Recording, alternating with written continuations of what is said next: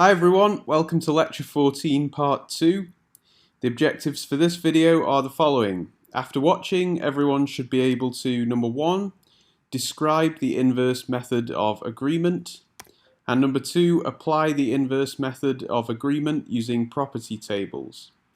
So last time we looked at the first of 5 of Mill's methods, the direct method of agreement.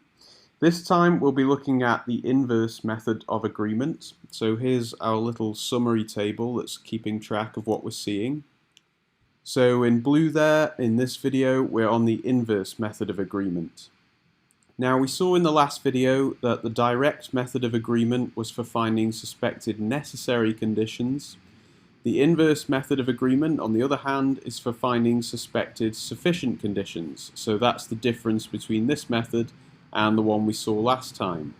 There's less introductory material for the rest of Mill's methods that we'll see because they're all framed in terms of possible conditioning properties and a given conditioned property which we introduced last time, and to apply the methods we'll just use the property tables that we used last time too.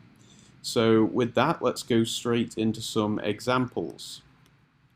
Suppose that we've got 4 possible conditioning properties, A, B, C and D, that we suspect of being a sufficient condition for the conditioned property E. And suppose that we record a set of observations on 3 different occurrences. So we have the possible conditioning properties in the table and the conditioned property in the right-hand column. Then applying the inverse method of agreement, the game, if you like, is this. Given some observations, what does the table tell us about which of the possible conditioning properties can be a sufficient condition for property E? Now remember the definition of a sufficient condition. We said that a property P is a sufficient condition for a property Q, just in case whenever P is present, Q is present. So using this and the table, we can start to deduce some information. We suppose that we record a series of occurrences. We'll consider 3 in this example. So suppose we have the following occurrence 1, in which A is present, B, C and D are absent, while E is absent. Suppose further that we record a second occurrence, in which A is absent, B is present, C and D are absent, while E is absent. And a third occurrence, in which A is present, B is absent, C is present, and D is absent, while E is absent. Now we can start to make a few deductions. Occurrence 1 tells us that A cannot be a sufficient condition for E. Now why? If A were a sufficient condition for E, then by the definition of sufficient condition, whenever A is present, E is present. But in occurrence 1, A is present and E is absent. So occurrence 1 eliminates A from our possible list of sufficient conditions. In exactly the same way, occurrence 2 tells us that B cannot be a sufficient condition for E. If it were a sufficient condition for E, then by the definition of sufficient condition, whenever B is present, E is present, but in occurrence 2, B is present while E is absent. So occurrence 2 eliminates B from our possible list of sufficient conditions. Now have a look at occurrence 3, and there'll be a question coming up, so you might want to pause the video. Okay, occurrence 3 tells us that C cannot be a sufficient condition for E. If C were a sufficient condition for E, then by definition of sufficient condition, whenever C is present, E is present. But in occurrence 3, C is present and E is absent.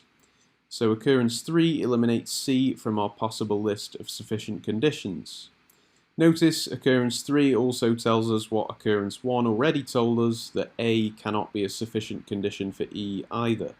So after we've looked at all occurrences, the observations show us that if one of the possible conditioning properties is in fact a sufficient condition for E, then D must be that sufficient condition.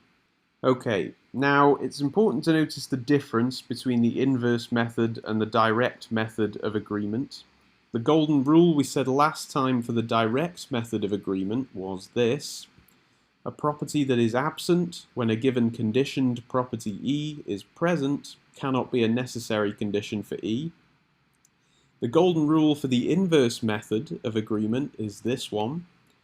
A property that is present when a given conditioned property E is absent cannot be a sufficient condition for E. That's why all the conditioned properties we were interested in last time when we used the direct method of agreement were present, so they're all present in that right-hand column. You can only tell whether something is a necessary condition for a conditioned property E by looking at cases in which E is present. You wouldn't use the inverse method to test for sufficient conditions when the conditioned property E is present, because that method can't tell you anything when E is present.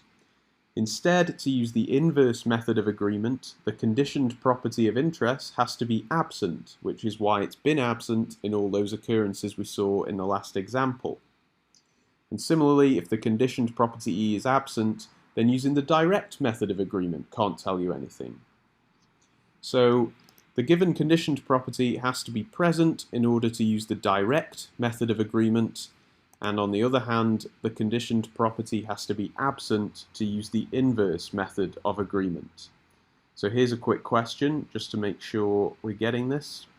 Okay, so the example we saw earlier was one that just involved simple properties, but just like when we looked at the direct method of agreement, we can admit complex properties into our list of possible conditioning properties when we use the inverse method too. So let's look at an example where we admit a conjunction into our list of possible conditioning properties.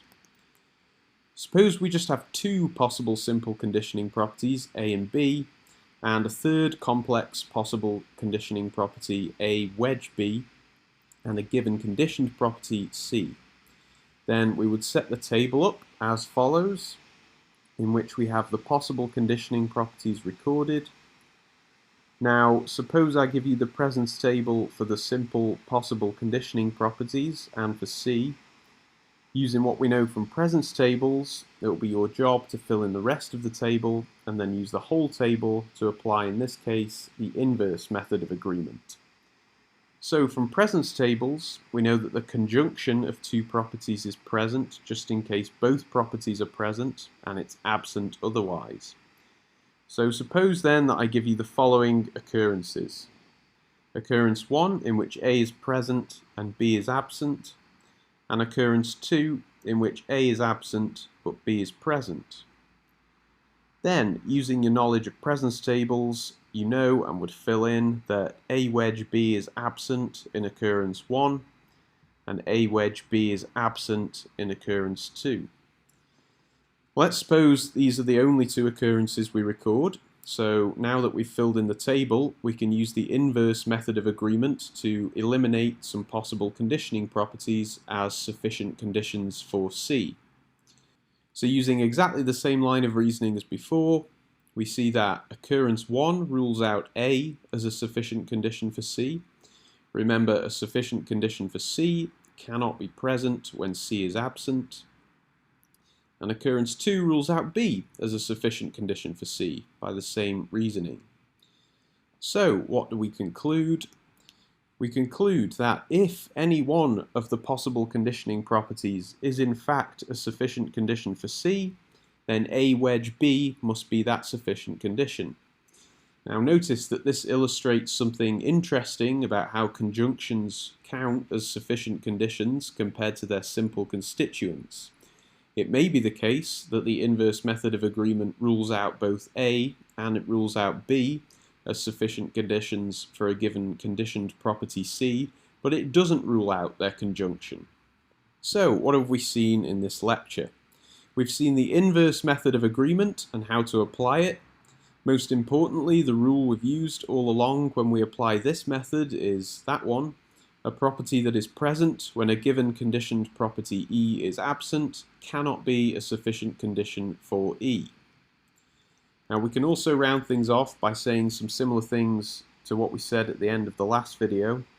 Notice that what we've concluded in the examples we've looked at is something of the form if any of the possible conditioning properties are sufficient conditions for E, then such and such a property is that sufficient condition.